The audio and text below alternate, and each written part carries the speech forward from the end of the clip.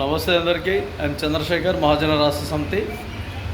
ఈరోజు సాయంత్రం IIIT విద్యార్థులు అప్లై చేసుకునే అందరికీ దాదాపు నూజివీడు, శ్రీకాకుళం, ఇడుపులపాయి, అదేవిధంగా ఒంగోలు, ఈ 4 యూనివర్సిటీలలో దాదాపు 4400 మందికి సీట్ల అవకాశం ఉంది.